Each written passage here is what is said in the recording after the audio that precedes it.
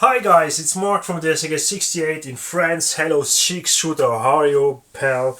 I hope all is fine and that you have nice rear and that you are driving your RC cars and that you will see this video later.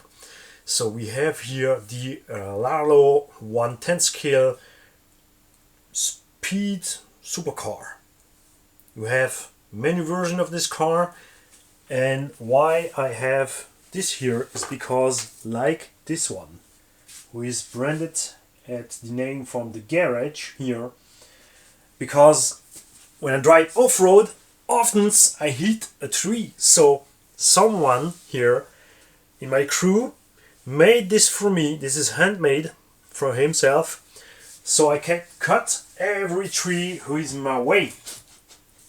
And this is also because this car was laser cutted with a little something for me here.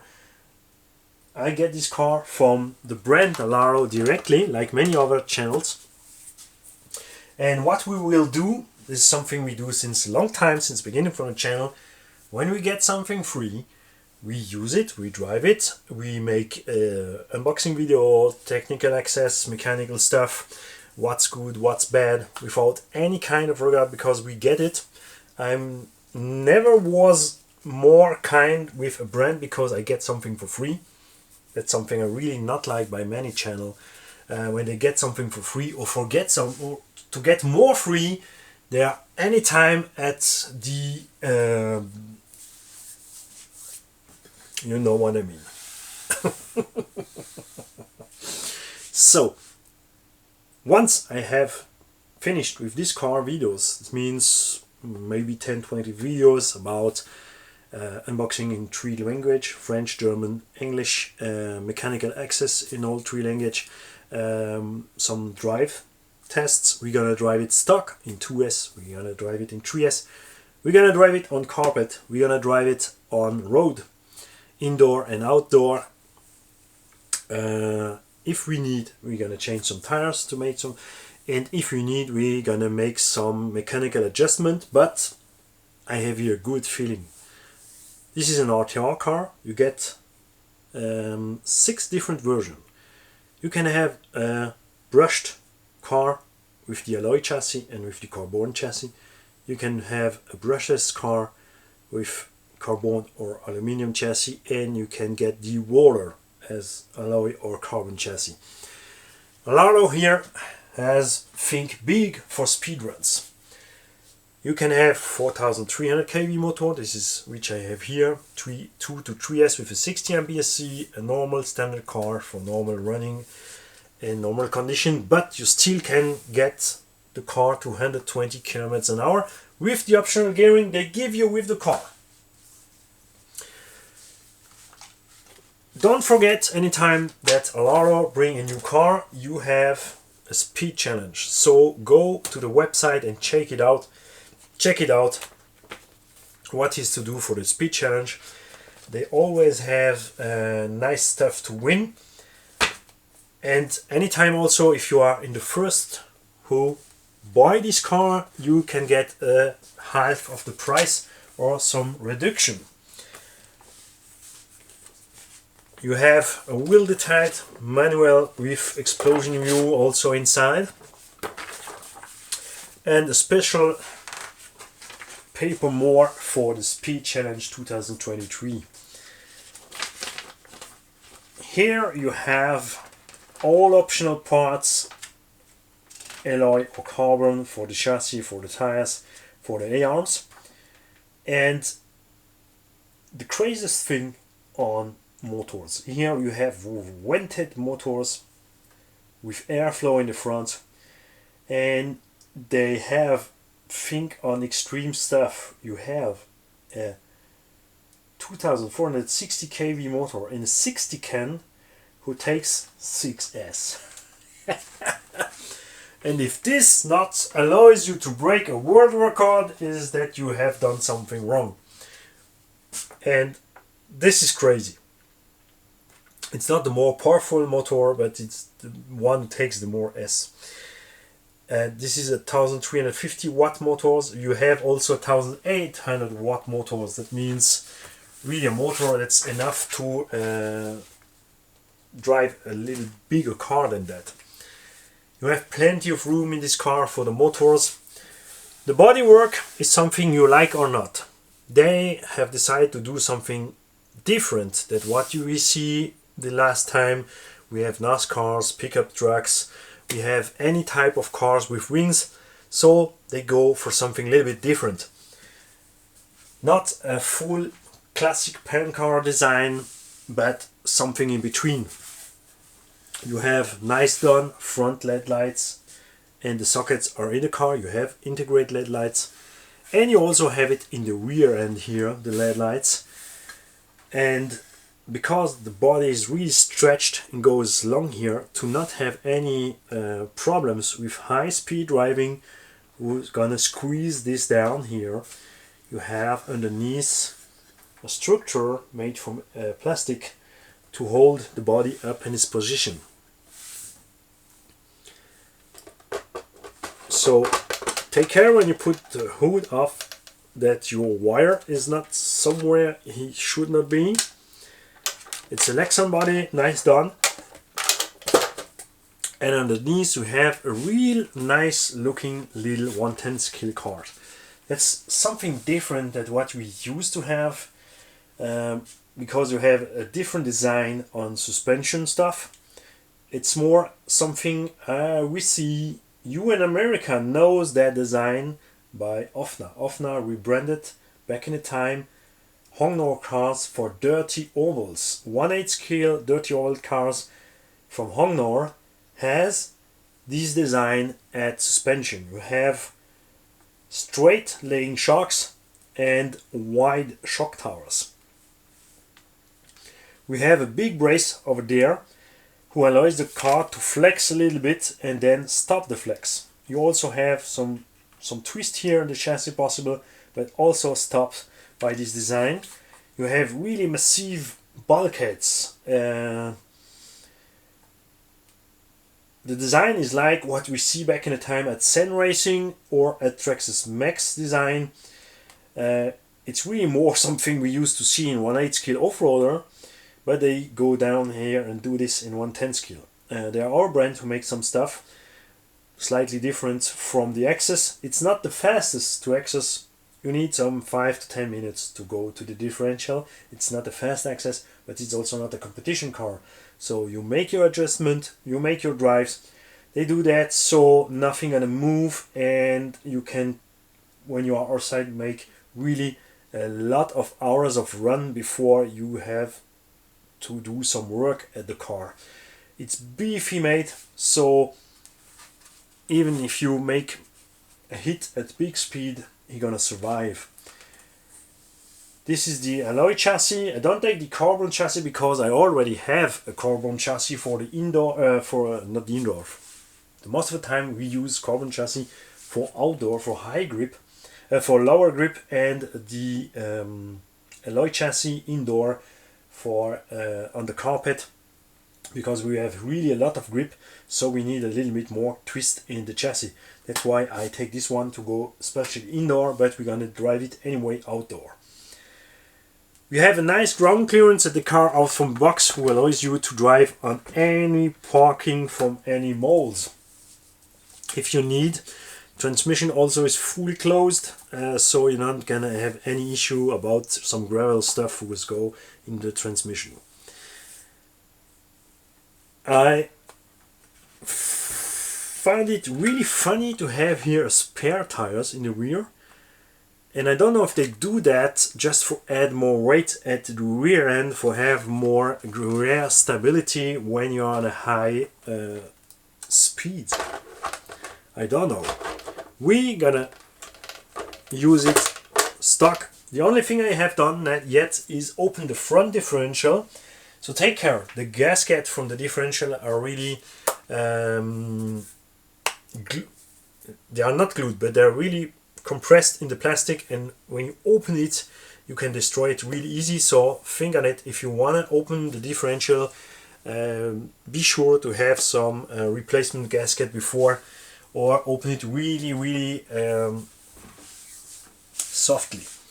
I put in the front 2 million CST oil, but I let a little bit from the stock oil in there, so it's not like really 2 million, it's more like 1 million.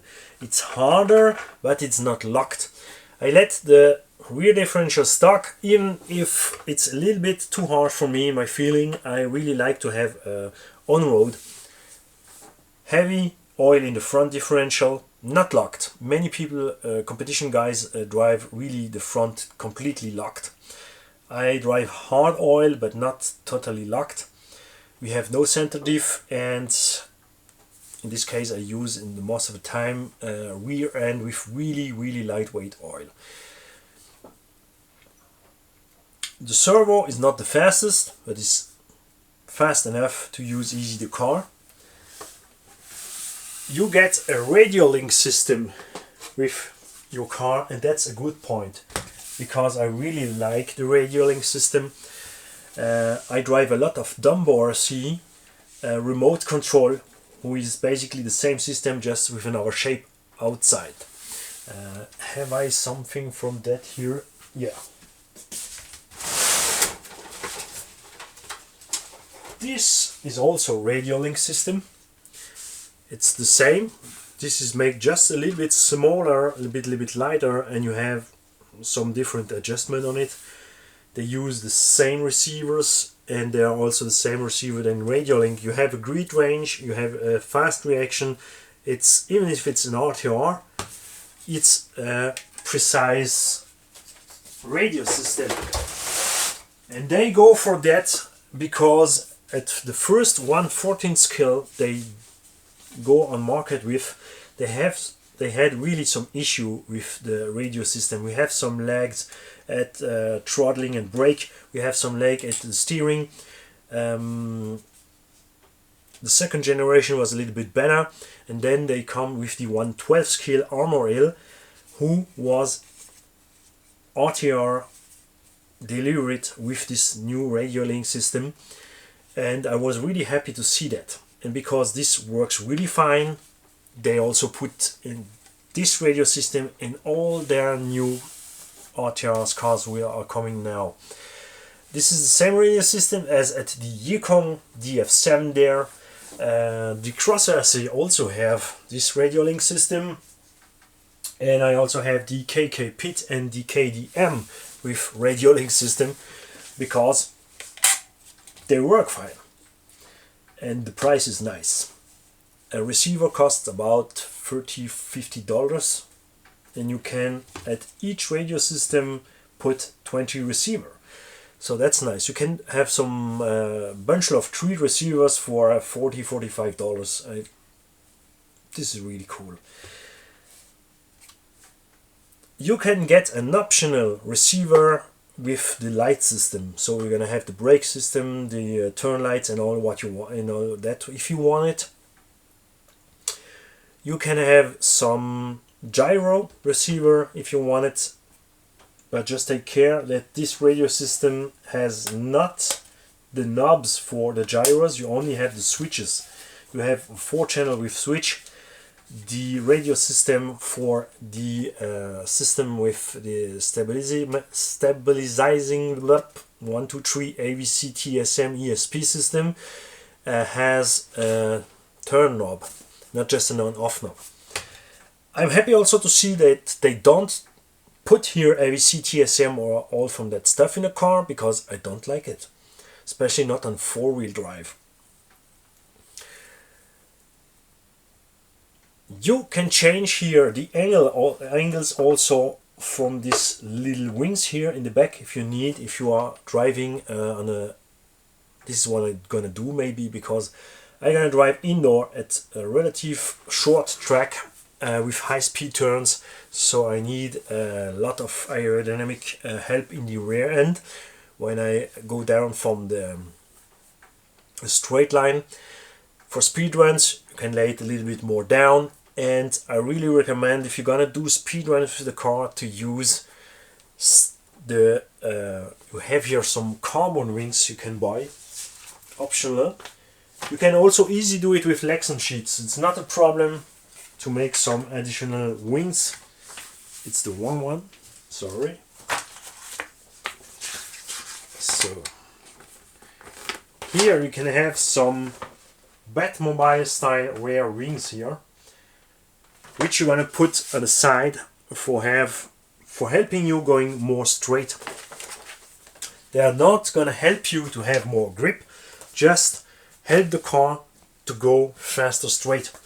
You also see here at the bodywork that you have all smooth corners.